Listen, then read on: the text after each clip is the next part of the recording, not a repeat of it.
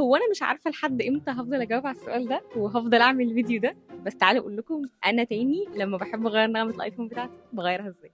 فوقي نفسك بقى، فوق يا موهوم يا ابن الموهومه. اول حاجه هتروح على تيك توك وهتعمل داونلود لاي ساوند انت عايزه يكون نغمه لموبايلك، وهتروح لاب ستور وهتحمل الابلكيشن ده اسمه تيك رينج تون.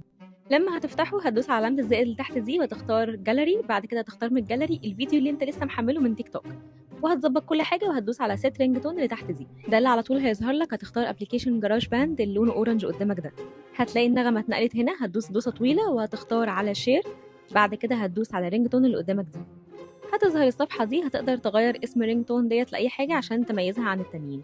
بعد كده هتدوس اكسبورت وهتستنى شوية لحد ما يظهر لك الاختيار ده، هتدوس عليه، بعد كده هتدوس على ستاندرد رينج تون أو نغمة رنين عادية، بس كده وهتلاقي دي رنة موبايلك. فوقي نفسك بقى، فوق يا موهوم يا ابن الموهومه، فوق لنفسك يا قذر.